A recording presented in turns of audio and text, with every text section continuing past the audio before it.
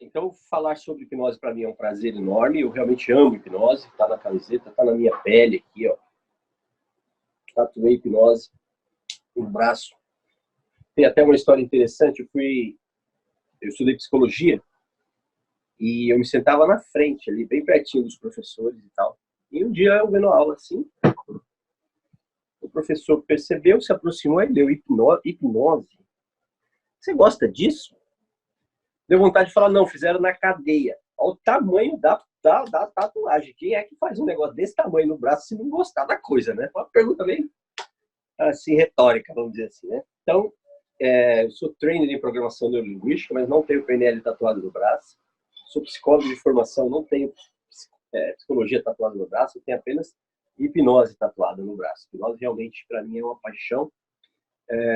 Tenho diversas formações em diversas áreas do conhecimento, do desenvolvimento humano, mas a hipnose, para mim, é o que mais funciona e é o que é mais apaixonante. E é interessante. Minha primeira graduação em jornalismo. Fui jornalista há 22 anos, trabalhei em grandes redes de televisão. E a hipnose passava na minha frente e eu não estava nem aí, não. Várias vezes, vários programas de TV. Fábio Puentes, acho que todo mundo conhece. Fábio Puentes se alguém não conhecer, né? Talvez. Ele é um uruguaio famoso aqui no Brasil. Muita gente acha que ele é argentino, mas ele é uruguaio. Eu considero o Puentes o pai da divulgação da hipnose no Brasil. Ele está, sei lá quantos anos, uns 30 anos, 40 anos, sei lá quantos anos ele está nisso. É o bem dormido, o bem dormido. E várias vezes a gente dividiu o palco, o mesmo programa. Ele fazendo antes, eu ia fazer alguma coisa depois. Enquanto ele estava se apresentando, eu não estava nem aí. Eu não vou dizer que eu estava no WhatsApp, porque não existia o WhatsApp naquela época. Estou falando de 20 anos atrás. Né? Eu não estava nem aí. Várias vezes. A gente se encontrava em camarim, dava um bom dia, uma boa tarde, como é que tal, mas eu não tinha interesse em hipnose, não. E o meu interesse pelo desenvolvimento humano vem desde moleque. Desde 15, 16 anos eu conheci uma revista, a revista Planeta. Existe até hoje, tem nas bancas para vender. Ela era quadradinha, assim, ela era parecia ela era quadradinha. Eu ganhei de um professor. E eu me apaixonei por aquele mundo novo que eu não conhecia. Acho que a primeira que ele me deu, não lembro se era Candomblé ou Umbanda Capa, uma dessas coisas. Eu comecei a ler aquilo, me interessei com vários assuntos, né? Não era só aquilo. No mês seguinte eu fui lá e comprei uma. E não parei mais. Eu comprava todo mês. Cada mês a matéria de capa era um tema que era mais aprofundado. Então, eu estudei, entre aspas, né? Tarô, grafologia, iridologia, pêndulos, radiestesia, posição de mão, disco voador, pirâmide, a porra toda. Porque era uma revista, tem vários assuntos, mas o de capa tinha mais coisas. Naquela época não existia internet. Então eu gostava de algum assunto, eu tinha que ir numa biblioteca pública procurar algum livro sobre aquilo para aprofundar. E não eram assuntos assim muito fáceis de achar em biblioteca pública. Então eu estudava basicamente pela revista. E eu nem me lembro, provavelmente teve alguma matéria de hipnose, provavelmente teve, mas eu não me atraiu. Eu fui seguindo, em 2005, eu tenho um certificado guardado até hoje, todos. 2005 foi meu primeiro curso de PNL, chamava apenas Neurolinguística, no Senac, aí em São Paulo, na Lapa. Neurolinguística era o nome. Não foi na Lapa não, foi no Senac Centro. No centro. Foram 15 horas. 2005. Eu não lembro se foram 3 dias de 5 horas, 5 dias de 3 horas, um dia de 15 horas, 15 dias de 1 hora, eu não lembro. O certificado mostra que foram 15 horas. Foi o meu primeiro contato. Até então, o contato que eu tinha com a PNL era através de Laí Ribeiro. Laí Ribeiro surgiu como um divulgador na época, nos anos 80, 90. E ele publicava, vendia em banca de revista cassete, vinha um fascículozinho com 2, 3 páginas e fita. E eu colecionava aquelas fitas, eu ouvia aquelas fitas com tanta frequência que eu decorei o texto todo. Eu punha lá e eu falava junto, tanto que eu ouvia aquilo. Eu conheci ali a programação neurolinguística. Me encantou aquilo E aí, quando eu vi o curso no Senac, era um que eu podia pagar. Na época, com 16 anos, eu era office boy, filho de empregada doméstica, pouco dinheiro.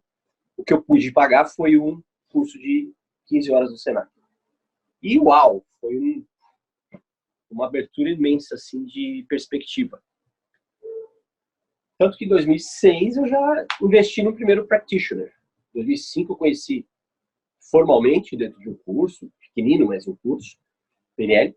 Em 2006 eu já fui fazer um practitioner, que é a formação da programação neurolinguística.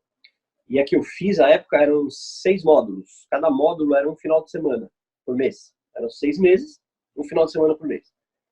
No primeiro módulo eu já estava maravilhado. Cara, que fantástico isso, tendo a programação neurolinguística como o manual do cérebro, entendendo como a gente funciona, como eu posso aplicar isso na minha vida, que legal.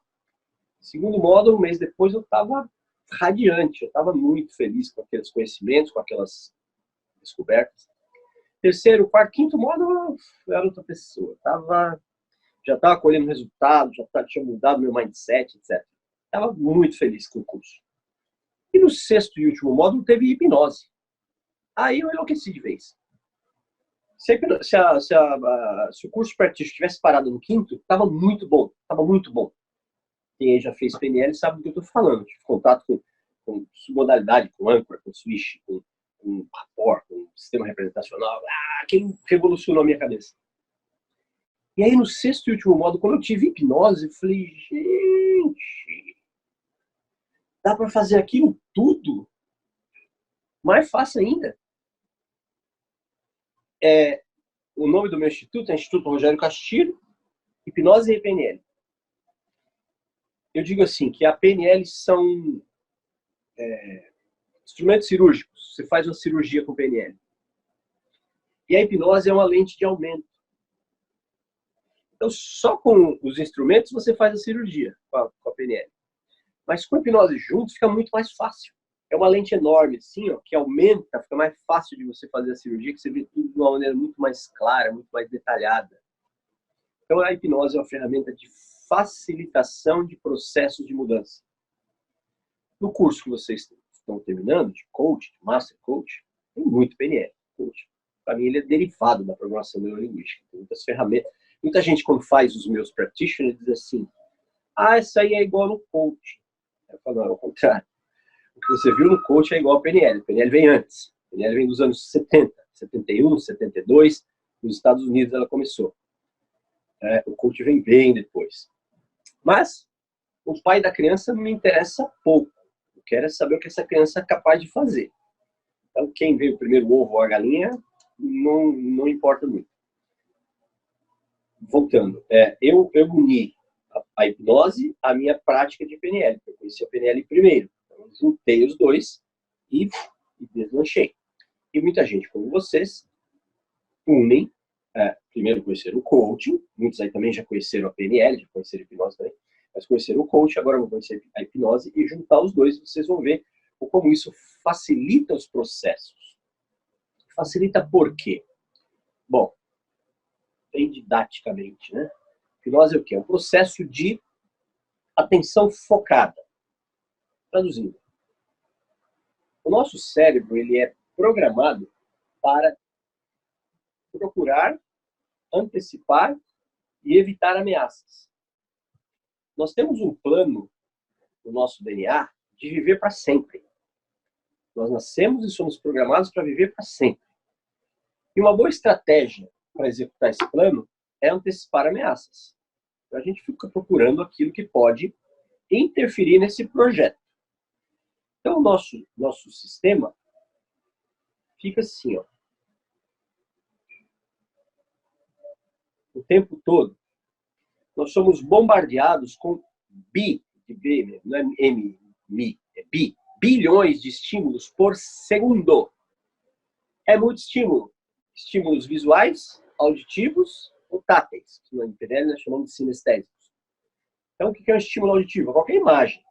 Vocês estão me vendo na sua tela? Você está vendo a mim, você está vendo a minha barba, os meus óculos, meu chapéu, minha camiseta, você está vendo os livros, tentando ler o nome do livro que está ali. Você está sendo bombardeado por estímulos auditivos. A minha voz em primeiro plano, mas passa carro na rua ali, tem um cachorro não sei aonde, aí perto de você tem ruídos também. E você está sendo bombardeado por estímulos sinestésicos.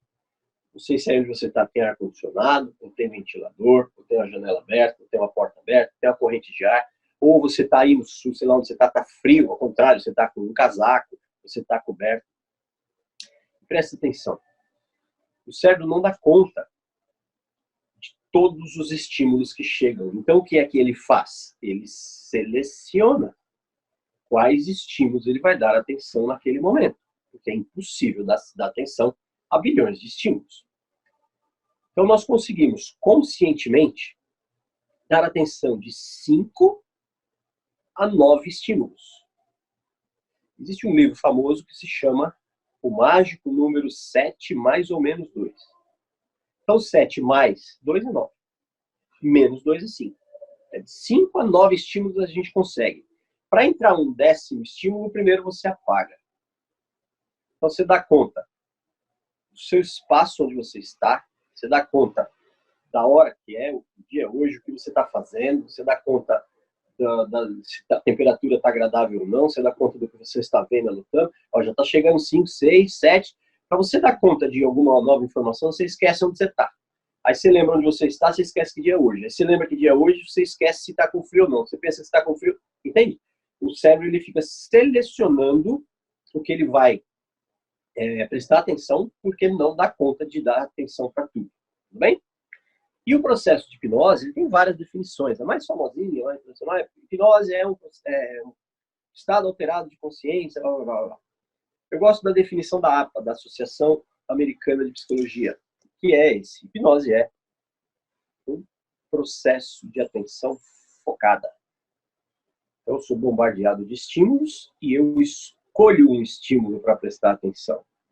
No caso da hipnose terapêutica, da hipnose comportamental, no caso do coaching, é uma hipnose comportamental, você vai aplicar para mudar comportamentos.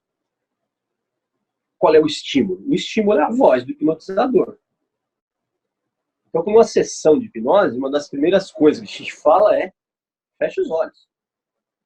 Para que eu peço que a pessoa feche os olhos? Para minimizar a competição. Se eu fosse hipnotizar alguém de vocês agora, até afastar aqui para piorar mais para mim, e dissesse, olhe fixamente para cá, você ia ficar olhando para os livros. Você ia ser bombardeado de estímulo aqui, você ia dar zoom, ah, esse eu tenho, esse eu já li, olha aquele, não sei, qualquer, não consigo ver aquele nome, ele tá... Você está bombardeado de estímulo. Então eu peço para você, feche os seus olhos, aí o que é que você vê? Você não vê nada. Ao não ver nada,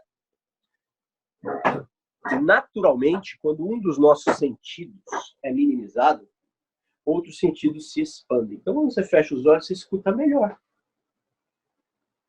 Já reparou quando você está dirigindo seu carro e vai procurar o número de uma casa, de uma rua, nome de uma rua, o número, você abaixa o volume do rádio? Repara isso. Você está dirigindo procurando um número. Aí você vai chegando perto, você, peraí. Se alguém falar com você, você fala, espera. Por que você pediu para parar de falar ou baixou o volume? Para você enxergar melhor, prestar atenção melhor. Para não ter competição entre o que você está falando, a música e o que eu estou olhando. Então a hipnose pede, de cara assim, que a gente concentre, que a gente foque. Então numa terapia, a gente pede que a pessoa se coloque confortável. Para que confortável? Para ela parar de prestar atenção em estímulos táteis desconfortáveis. Ela está com o sapato apertado, a calça apertada, a carteira gorda na bunda, forçando o nervo ciático, ela está com a gravata, ela está com o dedo, está com toda... A gente fala, relaxa, tira o casaco se você quiser, solta a gravata, tira o relógio, se você quiser, você pode abrir o cinto da calça, tirar o seu sapato, fazer como você quiser, para ficar bem confortável. Sente o dente, na clínica normalmente tem uma poltrona, para quê? Para que ela não tenha preocupações táteis, não fique pensando no corpo. Aí depois a gente fala, fecha os olhos. Para quê? Para ela parar de prestar atenção nos estímulos externos. E aí ela vai minimizando. Ela já não tem mais estímulo visual. Nós vamos minimizar os estímulos táteis. O ouvidão vai ficar desse tamanho aqui. Ó. Ela vai prestar atenção no que a gente vai falar. Então, no seu caso, no caso do coach, você não vai colocar ninguém para dormir. Eu acho que não precisa. Inclusive, ninguém dorme em hipnose, né? Vira um termo comum. 1, 2, 3, sleep. 1, 2, 3, dorme. A gente usa o termo dormir porque é uma palavra que todo ser humano conhece desde que ele nasceu. Você ouviu a palavra dorme, o verbo dormir, suas derivações, desde que você nasceu. Mas ninguém dorme em hipnose. O termo hipnose, hipnos, é o nome do deus grego do sono. Iose é o prefixo, sufixo de fazer algo com o sono. Algumas teorias dizem que foi James Brady, era um oftalmologista britânico, quem cunhou esse nome, hipnose, do deus grego do sono. Depois, na prática, o próprio Brady percebeu que ninguém dorme em hipnose. Ele tentou mudar, mas aí já havia livros publicados, já havia popularizado o nome. Ele tentou mudar para monoideísmo. Não deu certo, ficou hipnose mesmo. Mas ninguém dorme em hipnose. Eu não uso o termo dormir. Nos meus cursos eu falo, relaxe profundamente. O máximo que eu falo é relaxe profundamente como se dormisse. Porque, uma, ninguém dorme em hipnose. E dois, algumas pessoas muito quase obsessivas, muito literais, você dá o comando e fala, dorme, ela entra em transe e sai só para fazer assim, ó, eu não estou dormindo. Ela faz questão de despertar para dizer que ela não está dormindo. Então, ninguém dorme em hipnose. Entra-se num estado de atenção focada. O coach perdão. O coach eu não vejo necessidade de pôr ninguém no estado de apagar a pessoa. Não precisa. O meu mestre, Richard Bandler, no livro Tempo de Mudar, página 100, primeiro parágrafo, ele diz, textualmente, não é preciso estar em transe profundo para que as mudanças sejam implementadas no inconsciente. Não precisa, tá? Facilita muito, principalmente pessoas que sofrem de SPA, Síndrome do Pensamento Acelerado. Aquela pessoa que pensa nisso, ele pula para cá, pensando naquilo. Muitas dessas têm insônia, ela se deita. Quando ela se deita para dormir, acabou a competição, ela não tem que olhar para mais nada, está escuro o quarto, o olho está fechado. Acabou a competição, ela está deitada, ela não precisa se mexer, fazer nada. Então ela já não tem mais estímulo visual, ela não tem mais estímulo tátil, provavelmente o quarto está silencioso, ela não tem mais estímulo auditivo, e aí o macaquinho que tem na cabeça dela fala, agora é minha vez. Agora você não tem mais nada para fazer, você vai prestar atenção em mim. E sabe o que eu quero? Eu quero isso, aquilo, lembra daquilo, você não fez aquilo. Lembra daquilo. E aí ela tem o que a gente chama de síndrome do pensamento acelerado e tem dificuldade para dormir. Essas pessoas têm dificuldade para concentração, porque ela não domou o macaquinho que ela tem dentro da cabeça. É igual você pegar uma bolinha de borracha concentrada, é como se fosse uma bolinha de gude, mas é de borracha. E você jogar ela com força no chão uma única vez, ela vai ficar pulando ali por muito tempo. Ela vai pular, bater no teto, pula, bater na parede, bate no... Esse é o pensamento de uma pessoa que sofre de SPA. Na terapia, a gente coloca a pessoa, tá bom, from digital boss to everyone. Eu li a pergunta rapidinho aqui, se tem perigo da pessoa não voltar. São das perguntas mais tradicionais, quando a pessoa está conhecendo hipnose, ou vem para uma consulta, ou enfim. Professor, e se eu não voltar? Eu sempre brincava dizendo assim, não voltar de onde? A porta está fechada, a janela tem grade, não vai para lugar nenhum. Não dá para você voltar de um lugar que você não foi. Então, a hipnose é uma viagem para onde? Para dentro de você, não é para fora. Ou seja, se você não vai para fora, você não tem que voltar. Não existe não voltar, porque não existe o ir. No processo hipnótico, ninguém vai para lugar nenhum. Você simplesmente para de prestar atenção no externo e vem para o interno, só isso. E dentro de você, vou te contar um segredo. Dentro de você é o melhor lugar do mundo. O melhor lugar do planeta Terra e arredores é dentro de cada um de nós.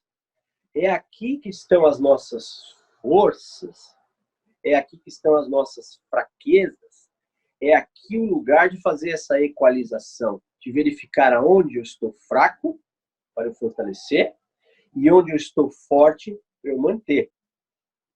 Vocês, quando fazem a roda da vida, tem uma área da sua vida que está te sustentando, é que você está mais forte. Tem uma área da tua vida que está perigando, onde você está mais fraquinho. Lembra? A corrente arrebenta no elo mais fraco. Porém, todos os elos são importantes. Dá atenção no que está te sustentando seja família, trabalho, seja saúde, seja relacionamento, etc. E dar um foco forte naquilo que está perigando. Então, o melhor lugar para você fazer isso é dentro de você. Não está fora. Tem um livro do Paulo Coelho, acho que é o Diário do Mago, o segundo dele. O primeiro dele ele não divulga, que é o Manual Prático de Vampirismo, que é a história do Santiago que queria fortuna. E se deita numa ruína, olhando as estrelas e pede com toda a sua força interna para ser próspero, rico, que ele quer fortuna e tal, e sai andando pelo mundo atrás da fortuna. E o mundo é redondo, ele dá a volta no mundo inteiro para o mesmo lugar. Chega no mesmo lugar, nada deu certo, não aconteceu nada, isso não funciona, se você quiser muito, isso é mentira, não sei o que lá. E dá um chute onde ele estava deitado, ele lembra onde ele estava deitado, ele chuta. E quando ele chuta, abre-se, é um baú cheio de tesouros. Uma grande metáfora, né? A gente sai para buscar no mundo fora a riqueza que está dentro da gente. A hipnose, eu reputo como a mais eficiente e eficaz, são coisas distintas, ferramenta para você encontrar o seu tesouro interior. Eu li rapidamente, pelo celular a pergunta aparece e some, mas eu li assim, não acordar, né? Eu li lá, não acordar. Então é assim, ó. Deixa eu ver com os dedos aqui, fica isso, ó. Entende aqui, ó. Aqui você está acordado, aqui você está dormindo, aqui você está hipnotizado, tá? Então, ó, como se fosse um gráfico. Acordado, dormindo, hipnotizado. A hipnose se dá por estímulo, tá? O acordado se dá por estímulo. Vocês estão acordados agora porque vocês estão estimulados a prestar atenção em mim, a fazer anotação, a me ouvir. Tem um estímulo. Se eu parar de falar, em alguns minutinhos você entra em sonolência, porque não tem estímulo, não tem nada para fazer. Então, o que nos mantém despertos são estímulos. O que nos mantém em hipnose também é estímulo. Eu coloco você em transe e fico te dando estímulos aqui, ó. Estímulo através da minha voz. Imagine isso, respire, faça aquilo, blá, blá, blá, blá. Se eu parar de dar estímulo, eu paro. Só duas coisas podem acontecer. Ou você acorda por falta de estímulo, ou você dorme por cansaço, ou conforto. Estou te hipnotizando num lugar muito tranquilo, confortável, tem uma musiquinha gostosa, barulhinho, você está numa cadeira muito maravilhosa, e eu paro de falar. A probabilidade de você adormecer é grande. E se você dormir, o que vai acontecer? Vai passar um tempo e você vai acordar. Normal, igual todos os dias acontece. Tá? Então não existe a possibilidade da pessoa entrar em hipnose e ficar. Não tem como. Ela só entra em hipnose mediante estímulo, e quando esse estímulo cessa, só duas coisas podem acontecer. Ou ela desperta por falta de estímulo, falou de falar, ou ela dorme por conforto. E se ela dormir, dali alguns minutos ou horas, depende do estado fisiológico, ela vai acordar. Até hoje, na história da humanidade, nós temos zero mortos por hipnose. Pessoas que entraram em transe e morreram. Zero. As que eventualmente morreram, morreriam fora dele. Morreu de infarto, morreu de AVC. Mas hipnose não mata, ao contrário, hipnose salva. Amém? Mas, por favor, façam as perguntas quando quiserem aí, que dá tempo de eu ler aqui, rapidinho. Ela apertou no celular, né? Ela aparece rapidinho aqui, mas eu li... E se aparecer aqui também, eu vou fazer um acordo com todo mundo. Se aparecer pergunta durante, vocês podem postar no chat. E aí eu até falo para o Castilho nem se preocupar. Se eu ver que é alguma coisa relevante, eu tento intervir, senão eu guardo para depois. Belezinha. Legal. Então, retornando. Muito boa explicação. Opa, legal, obrigado. Diego ia ler to everyone. Obrigado. Então, nosso cérebro é programado para antecipar ameaças, ok? Por isso que a maioria dos nossos pensamentos é negativo. Exemplo claro, eu adoro esse exemplo, eu gosto desse. Sexta-feira, bom, esse é antiga, quando o mundo era o mundo de antigamente. Sexta-feira, 15 para 6 da tarde, o seu chefe passa por você com o paletó pendurado aqui, assim, ó. Bom fim de semana. Segunda-feira a gente vai conversar, precisa conversar, tá? Bom fim de semana, e vai embora. Peraí, como assim bom fim de semana? 15 para 6 o cara fala que precisa conversar e vai embora e fala bom fim de semana. Ele acaba de estragar o seu fim de semana. Porque você já vai começar a pensar um monte de coisa ruim. Ai, meu Deus do céu, o que é? Ele vai me dar bronca? O que eu fiz de errado? Meu Deus, e agora? Se ele mandar embora, pelo amor de Deus, eu acabei de comprar um carro, estou pagando... Você já começa a pensar um monte de coisa ruim. Você liga para o seu cônjuge, pega o seu celular, liga para o cônjuge, chama uma vez e ele atende. Sempre. Um dia você liga, chama duas, três, tal, e ele não atende. Fala, ué. Aí você liga de novo, cai direto na caixa postal. Aí você fala, ué.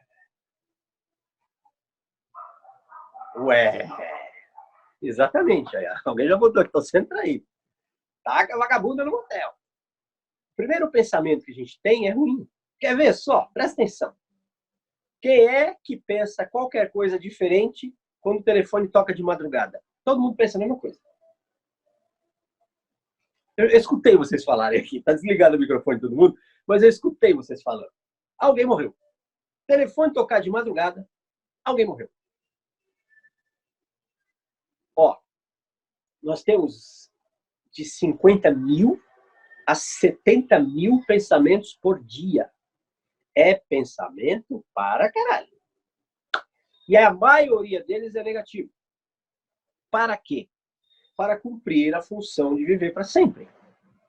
Então vamos voltar lá, ó, bem bastante agora. Vamos voltar para a caverna, homem das cavernas. Tempo dos nossos avós, lá nas cavernas. Eu sou da seguinte teoria: nenhum homem da caverna se aposentou. Todos eles morreram de infarto, de AVC, de estresse. Porque você imagina, caverna não tinha parede, não tinha porta, não tinha portão, não tinha grade, não tinha alarme, não tinha segurança, não tinha nada. Era um buraco, você dormia ali. Dormia com o olho só. Porque o outro tinha que ficar... Será que alguém vai vir me comer aqui? Me comer no mau sentido. Me comer literalmente. Qualquer barulho, qualquer sombra, qualquer ruído, disparava o coração e pau na pedra, e pau, e cadê? E viveram, né, nossos avós assim. Então, nosso cérebro aprendeu o seguinte: você não pode relaxar. Se você relaxar, vem um bicho e te come, vem um inimigo e te mata. Nós temos 3 cérebros. Nós temos o cérebro reptiliano, que é responsável pelas ações. Nós temos o cérebro límbico, que é responsável pelas emoções. E nós temos o córtex, que é responsável pelo pensamento. O límbico das emoções, ele está o tempo todo assim, ó, perigo, perigo, perigo, perigo, perigo. Ele aprendeu isso na caverna, porque os nossos avós das cavernas, mais relaxadões, que dormiam, morreram. A nossa pálpebra é bem fininha por uma estratégia de evolução de sobrevivência. Quando o dia anoitece, o sol vai embora, 5h30, 6 horas, fica escuro, o cérebro começa a produzir melatonina, dá sono, a gente dorme. 5 horas, começa a clarear, a luz passa pela pálpebra, que é bem fininha, bate lá na nossa pineal e fala: para de mandar melatonina, porque já amanheceu. Cortisol e adrenalina na corrente sanguínea, a gente acorda. Para quê? Para não ser café da manhã de dinossauro. Quem dormia muito, morria. Então o cérebro aprendeu a ficar alerta para antecipar uma ameaça. O problema é que o cérebro humano não sabe distinguir o que é real do que é imaginário. Na dúvida, ele dispara o sistema de alerta igual. Renata é SPA, você precisa tomar, acho que você toma isso aqui, né, Renatinha? Você toma isso aqui para dormir, né? Melatonina. Vai aprender a dormir. Eu tenho coleção de melatonina. Vai aprender a dormir hoje. Então, o cérebro não sabe distinguir o que é real do que é imaginário. Na dúvida, ele dispara o alarme a qualquer ameaça real. Vamos falar o que é uma ameaça real. Vamos lá, você está na sua casa, vendo televisão, e você escuta forçarem a porta, mexerem na porta. É uma ameaça real? Você, opa, peraí, que é isso? Tal, chama a polícia, grita, faz alguma coisa. Então é uma ameaça real. Você está caminhando na rua e vem um sujeito esquisito de lá para cá. O que é um sujeito esquisito? Um cara com a camisa do Corinthians. Tem um castilho com a camisa do Corinthians de lá para cá. Você, opa, você está andando na rua e tem um cachorro solto, daqueles mostrando para você. É uma ameaça real, tá? O que é uma ameaça imaginária? É você ficar aqui, ó, e será que... E começar a pensar merda. Será que eu estou sendo traído? Será que eu estou prestes a ser demitido? Será que essa dorzinha é um tumor? Será que... E o cérebro não sabe distinguir. o cachorro que está vindo na sua direção com os dentes à mostra vai disparar o eixo HPA, hipotalâmico, pituitário adrenal, vai jogar cortisol e adrenalina no seu sistema, vai disparar em você um dos três mecanismos de sobrevivência: luta, fuga ou freeze. Ou você luta com a ameaça, você vai pegar um pedaço de pau e vai para cima do cachorro, ou você foge, luta. O sangue vai para os seus membros superiores, você fica com o braço mais forte, pega e luta.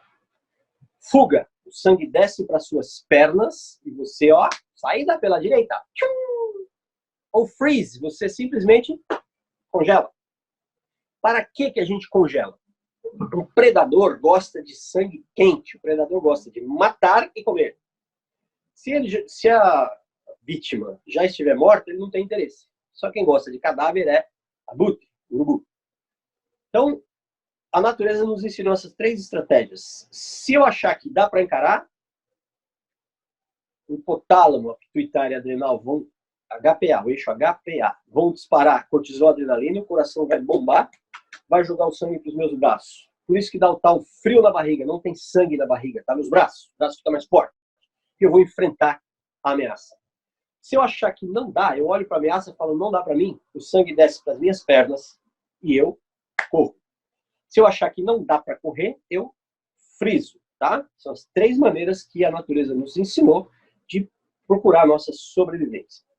Eu dei exemplo aqui de lutar fisicamente, mas verbalmente também é luta. Alguém te ameaça e você discute com a pessoa. Você disparou o mecanismo de luta, você está lutando verbalmente. Eu dei o mecanismo de fuga, de correr, mas tem outro.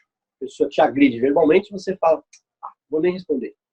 Você está fugindo de uma disputa, ok? E ignorar é o mecanismo de frisar. Eu nem escutei o que você está falando. Tudo bem? Então nós temos estratégias para viver para sempre. O que é que nos impede? A biologia, né? Todo mundo morre. E a gente fica procurando ameaça. Como o cérebro não sabe distinguir, ele dispara tudo isso a qualquer momento. Momento, por exemplo, olha, um pesadelo. O pesadelo é real ou imaginário? Não precisa responder para mim. Pensa aí, é real ou imaginário o pesadelo? Ele é uma imaginação real. Ele é real para quem está passando pelo processo, embora ele não esteja acontecendo. E o que é que acontece com o corpo durante o pesadelo? O coração dispara, a respiração, tem hiperventilação, a pessoa respira profundo, a pessoa se mexe, grita. Por quê? Porque tem um leão correndo atrás dela. Lá vem o leão correndo atrás dela. Ela chega aqui, ó, ela acorda, suada, gritando, chorando, etc. E não tinha leão nenhum. No máximo tem uma onça dormindo com você ali, mas essa é você que escolheu. O cérebro acreditou naquilo, ele acredita que você está caindo de um prédio. Você está caindo do prédio, o chão vem chegando, o chão lá vem, e você acorda.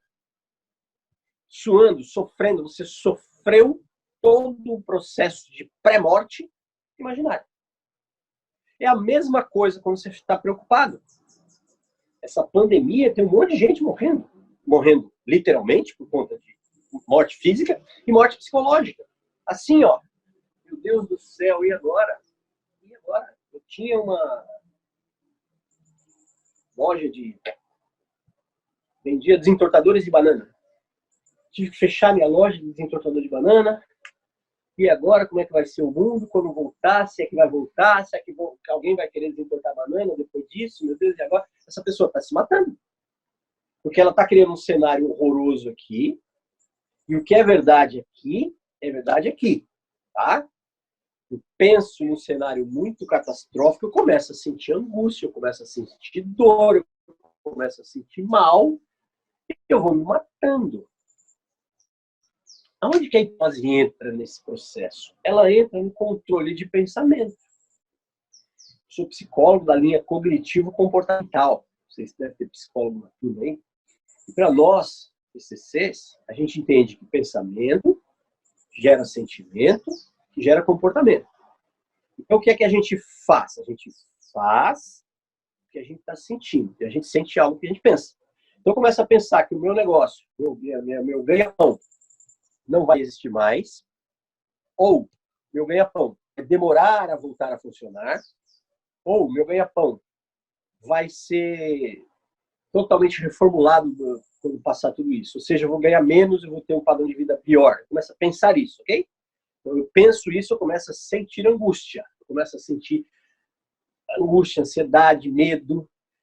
E sentimentos negativos geram comportamentos disfuncionais.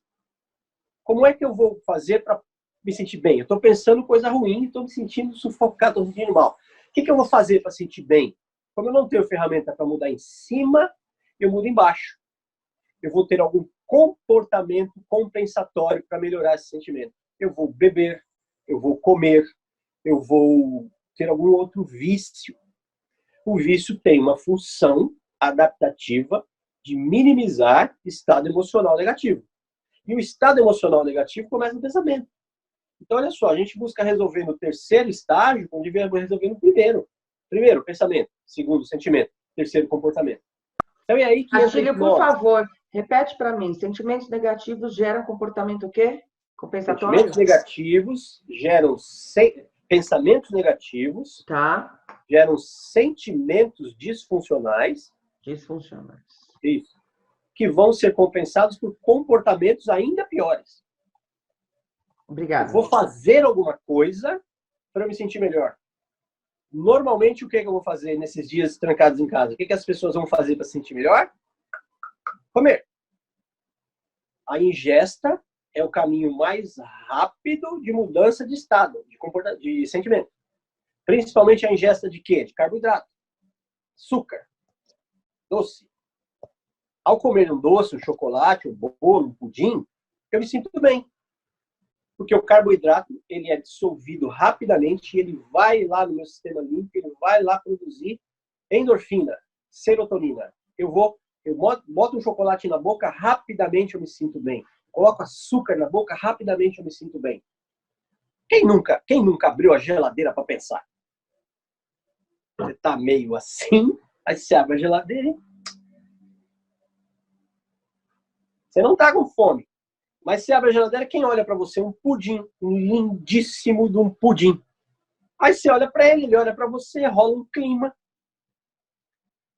Quem não tem climas com pudim? O único problema do pudim, gente, o único problema do pudim é que no meio dele tem um buraco onde caberia mais pudim.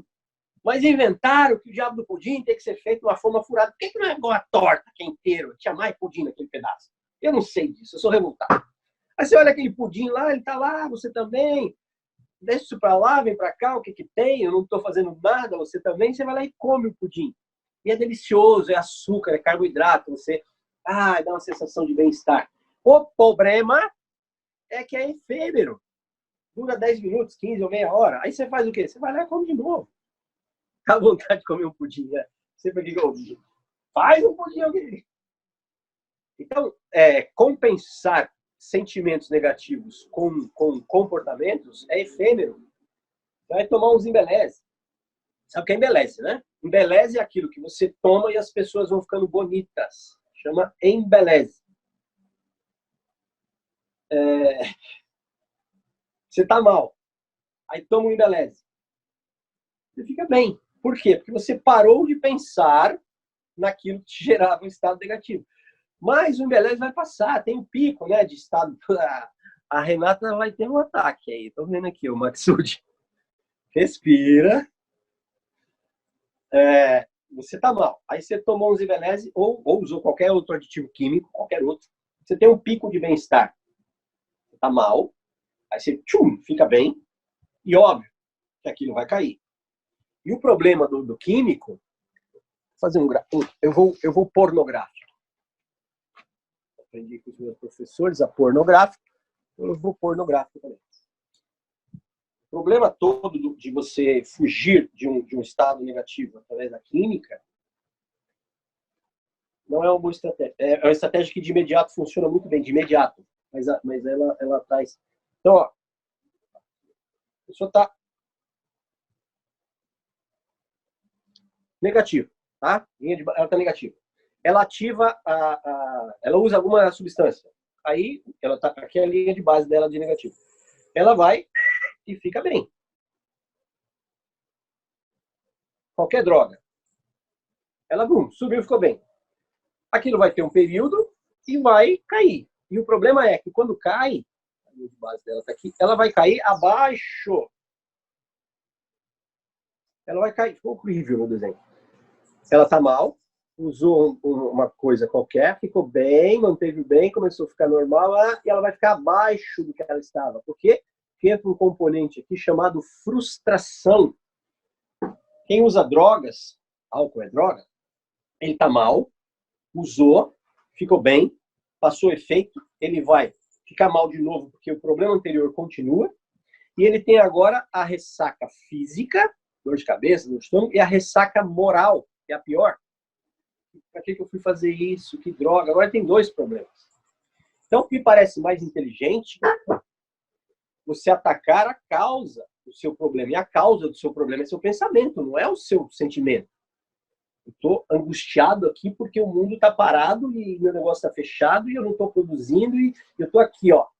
E aí eu vou para o andar de baixo resolver isso. Eu vou usar droga, eu vou comer doce, eu vou pegar o meu cartão de crédito, eu vou entrar na internet, eu vou comprar igual louco. Compras liberam serotonina, liberam endorfina. Compra é igual comer carboidrato. Comprar é vício. Claro, a gente precisa comprar as coisas para viver, comprar comida, comprar um sapato, mas comprar em excesso é vício. E todo vício dispara uma área do cérebro chamada zona de recompensa. A gente se sente muito bem quando executa qualquer vício, qualquer um. Só que não resolveu a causa. Então, onde é que entra a hipnose? Aqui, ó. Eu vou gerenciar o que eu estou pensando. Ao gerenciar o que eu estou pensando, eu escolho o que eu vou sentir. Ao escolher o que eu vou sentir, eu tenho comportamentos mais efetivos, eu tenho comportamentos mais direcionados, eu tenho comportamentos mais assertivos, eu tenho comportamentos mais positivos. Ok? Então, pensamento gera sentimento, que gera comportamento.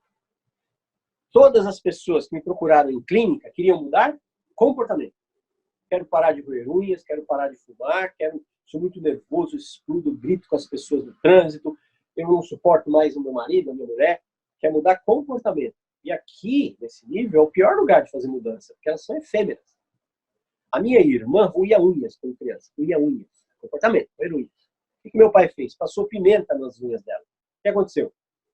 Minha irmã passou a gostar de pimenta. Hoje ela rói unha e tem hemorroida. Brincadeira. Não funciona mudar só no nível de comportamento. É uma mudança... Por exemplo, o ladrão tem um comportamento, o criminoso, precisa ser ladrão, ele tem um comportamento de desonesto. Aí prendem ele. Tentam mudar o comportamento no nível de comportamento. Prende, bate, choque nos mamilos, etc. Ele cumpre a peninha dele lá, quando solta ele para? A maioria não, a maioria volta a cometer crimes. A criminosos são presos 2, 3, 10, 15 vezes. Mudar comportamento em nível de comportamento não funciona. Frederick Burroughs Skinner, o criador da cognitivo, ele prega o seguinte: punição não muda comportamento. Gostou do choque no mamilo? Cleiton, você é psicopata, gostou do choque no mamilo? Punição não muda comportamento, tá? Punição adia comportamento. O que é que muda comportamento? Mudar sentimento. Porque eu ajo de acordo com o que eu estou sentindo. Eu sinto coisas, eu ajo daquele jeito. Como é que eu gerencio o sentimento? Modulando o pensamento. Nós temos 70 mil, lembra? Vamos devagar, ó, presta atenção. Pensamento gera sentimento. Tudo bem? Tenho 70 mil pensamentos. Eu não tenho 70 mil sentimentos. Muito menos 70 mil comportamentos. Num dia só não dá. Então, todo comportamento, em última análise, nasceu de um pensamento. Nem todo pensamento gera comportamento, porque eu tenho 70 mil. Tudo bem? Mas tudo que a gente faz, em primeira instância, nasceu de pensamento. A questão tem uma frase comum, né? A pessoa faz uma cagada e diz: eu fiz sem pensar. Para a ciência, as únicas coisas que a gente faz sem pensar são comportamentos reflexos. Eu coloco a mão numa superfície quente, primeiro eu tiro a mão, primeiro eu me comporto, depois eu penso. Eu coloco a mão numa superfície extremamente gelada, a mesma coisa. Primeiro eu tiro, depois eu penso. Eu coloco a mão, o pé, uma parte da pele numa superfície pontiaguda. Eu fiz um prego no caco de vidro. Primeiro eu tiro o pé, depois eu penso. Chama arco reflexo. Esse estímulo vai entrar no meu sistema, através de uma parte chamada fibra aferente, vai subir até a medula e volta, não vai até o cérebro, muito longe. Ela bate na medula e pela eferente ela volta e fala, primeiro tira daí, depois pensa sobre isso, tá? São as únicas coisas que a gente faz sem pensar. É aquela coisa do médico que dá uma marteladinha no seu joelho e a perna sobe. O impulso não vai até o cérebro. Ele vai até a medula e volta, muito rápido. Agora, comportamento, fazer algo, falar algo, ela passa pelo processo, pelo córtex, ela passa pelo racional. O que acontece? Muitos dos nossos pensamentos são inconscientes. Você faz um negócio e fala, caramba. E de onde vem o pensamento inconsciente? Vem do condicionamento. PNL a gente usa o termo estratégia. Nós temos estratégia para tudo. Tem estratégia para tomar banho, tem estratégia para escovar dente, tem estratégia para ficar feliz, tem estratégia para ficar triste. Por exemplo, eu vou fazer uma coisa aqui agora, estou totalmente consciente do que eu estou fazendo, mas é um comportamento que eu poderia fazer sem pensar, que é pegar um spray e borrifar minha garganta. Eu poderia fazê-lo, e eu fiz agora deliberadamente. Eu pensei, executei. Mas eu poderia estar falando com vocês aqui, sentir a garganta seca, e continuar falando e fazer isso aqui. Então, inclusive, eu ontem, aí eu poderia, se alguém ver o filme, olha e fala, nossa, eu nem pensei e peguei o spray, porque já seria uma estratégia instalada. Quando eu atendia fumantes, era comum o fumante dizer assim, professor, às vezes eu estou no trabalho no computador, eu acendo um cigarro, e quando eu vou pousá-lo no cinzeiro, tem outro aceso. Ou seja, a pessoa tinha acendido um cigarro no automático, não percebeu, sentiu vontade de fumar, acendeu outro. Então aquele primeiro lá, ela fez sem pensar? Não, ela fez sem tomar consciência. Mas ela não fez sem pensar. Eu li uma pergunta aí se é possível hipnotizar a criança. O mais fácil que tem no mundo é hipnotizar a criança. O mais difícil é tirar a criança do transe. A criança vive no mundo de Bickman. A criança vive no mundo dela. A criança vive em transe. A criança é maravilhoso. Por quê? Porque a criança não tem córtex pré-frontal. A parte mais nova do ser humano, essa parte da frente aqui em cima, chama córtex pré-frontal. Neocórtex. Novo córtex. A criança não tem. Por isso que a criança não raciocina. Por isso que a criança pega um celular e solta dentro de um aquário. Você enlouquece e fala, você não tem juízo. Ah, não, tenho 7 anos. O cérebro só vai ficar pronto, inteirinho, aos 29 anos de idade. Então, biologicamente, o ser humano é adolescente até os 29. E a gente quer cobrar dos nossos filhos comportamento de adultos. Não tem como dar isso para nós. E por ele não ter pré-frontal, não ter neocórtex fechado, o cérebro fechando, ele não está pronto, a sugestão para a criança entra muito mais fácil, não dá, não consigo, e se. Jamais uma criança, você vai perguntar a criança, ela vai perguntar para você, e se eu não voltar? Nunca ela vai perguntar isso para você, porque ela não raciocina esse ponto. Perguntar, e se eu não voltar, é o resultado de um raciocínio. Ela vai, um adulto, você fala assim, ó, vou te hipnotizar, vou tirar você do seu estado de consciência. Aí ele pensa, pera, você vai me botar no outro estado, e se eu não voltar? Ele raciocinou. A criança não tem isso. Então, hipnotizar a criança é muito fácil. Por isso que enganar a criança é fácil. Por isso que pedófilos têm sucesso na empreitada deles, porque é muito fácil enganar uma criança. Ela não pensa. Como é que você foi aceitar doce no estranho? Como é que você saiu ali na rua, falou com aquele homem que você nunca viu? Ah, mas ele era bonzinho, ele falou que é amigo do não sei quem.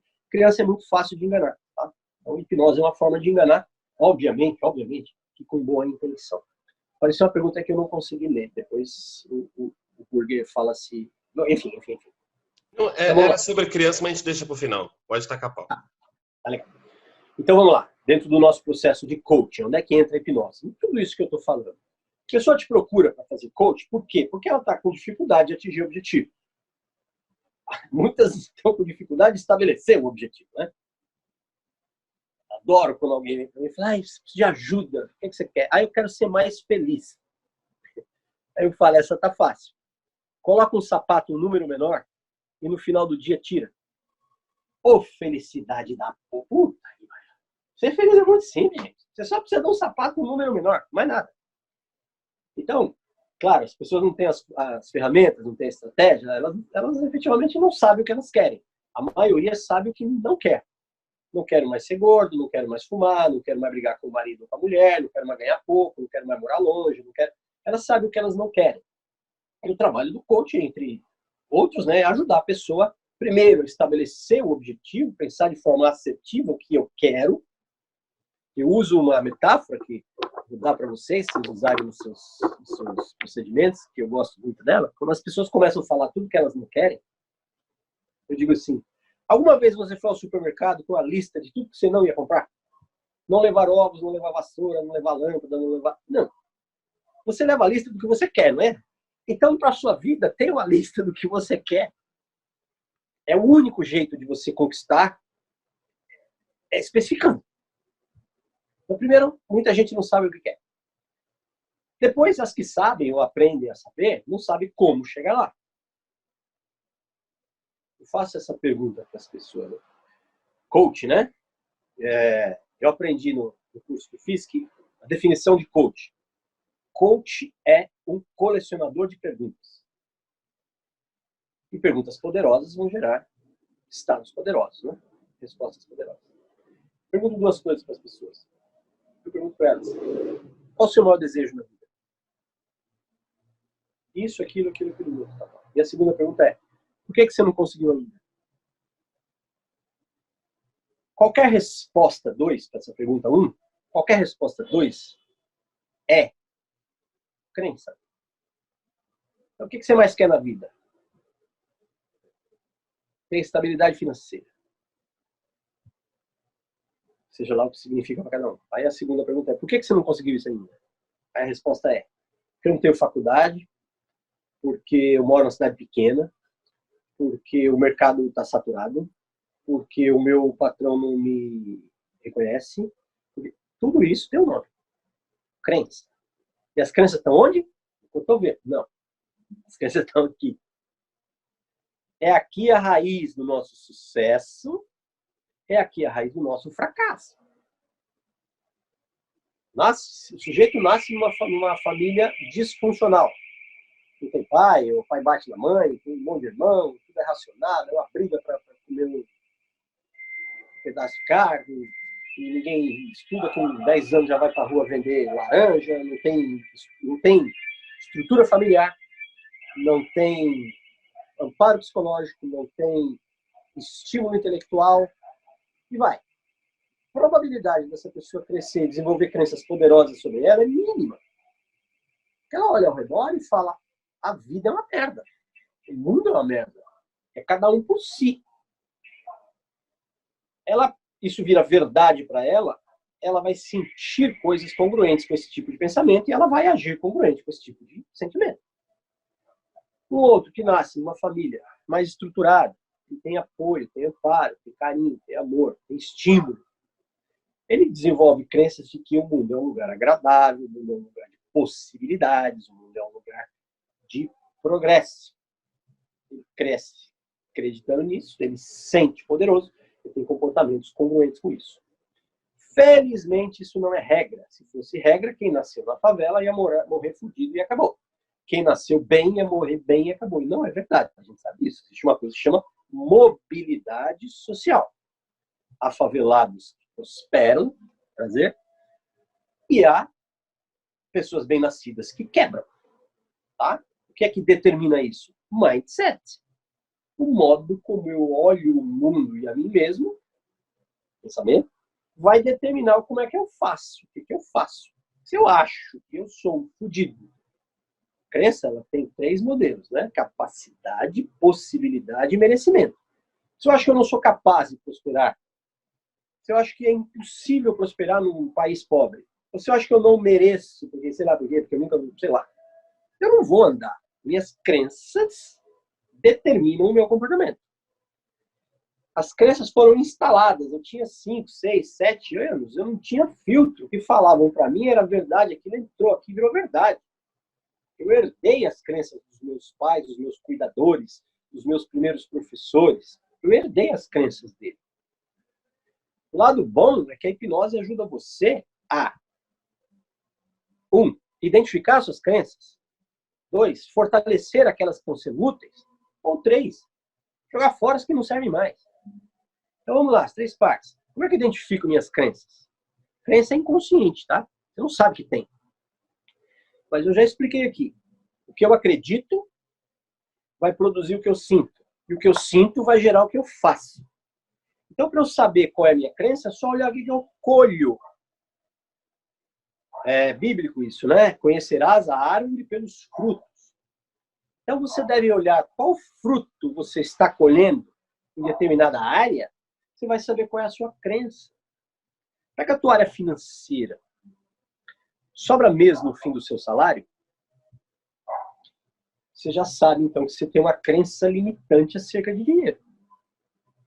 Qual a qualidade dos seus relacionamentos? Chico Anísio tinha uma piada bacana, dizer assim, o seu Zé, que é casado há 50 anos com a Dona Maria, não entende nada de casamento, ele entende de Dona Maria. Quem entende de casamento sou eu, que casei 8 vezes. Grande Chico Anísio. Qual é a qualidade dos seus relacionamentos? Não é tempo. Tem gente que está junto há 30 anos, mas é um inferno. Vou falar qualidade dos seus relacionamentos. Ao identificar a qualidade, o fruto, você sabe qual é a crença, qual é a árvore que você tem de relacionamento. Qual é o fruto que você colhe da sua saúde? Você vive trocando de médico? Você vive trocando de remédio? Você identifica a árvore, a crença que você tem acerca de saúde. Então, olha o que você colhe, pega a tua roda da vida e olha em cada área o que é que você tem colhido, você vai saber qual é a árvore que você tem em cada uma delas. Qual a crença que você tem em cada uma delas. Identificou? Falei que serve para 3 coisas a hipnose, né? Vai te ajudar isso. Ó. Com a hipnose você identifica a sua crença. Você pode fortalecer as positivas e você pode eliminar as negativas. Vamos direto para 3 aqui. Como é que elimina a crença negativa? Então eu descobri, fiz uma autoanálise, falei, puxa vida, eu tenho 30, 40, 50 anos de idade, 10, 20, 30 anos de vida profissional, não tenho uma casa, um carro. Se isso foi importante para você, ter casa, carro, não é sinônimo de sucesso profissional nem financeiro. Dando um exemplo apenas, tá? Eu não tenho estabilidade, eu trabalho há 30 anos, eu não tenho casa, meu carro é velho, não sei o quê, blá, blá, blá. Você chegou à conclusão que o seu resultado financeiro na vida é negativo. Não é o que você quer. Você já deduz por aí que você tem crenças negativas acerca de dinheiro. Ok? É uma consequência meio lógica, tá? E a maioria do povo brasileiro tem crenças negativas acerca de dinheiro, porque a gente é um país predominantemente judaico-cristão. Ensinaram pra gente aquelas coisas que você sabe. Dinheiro é sujo, que rico não vai pro céu, que rico é desonesto, que é melhor... Aquelas porcarias tudo que você já ouviu 700 milhões de vezes e virou verdade. Aí o que acontece? Você tem essas crenças no nível inconsciente aqui, ó. Dinheiro é do demônio, dinheiro é sujo, dinheiro é feio, tá? Aí você cresce dizendo assim, eu quero prosperar, eu quero ficar rico, eu quero. E faz auto-hipnose para ficar rico, manda a sugestão para dentro, ela bate naquela crença e volta. Ok? Então você identificou que você tem uma crença negativa acerca de dinheiro. Você tem 2 maneiras de dissolver essas crenças. Ou você quer ver só? Eu não tenho aqui.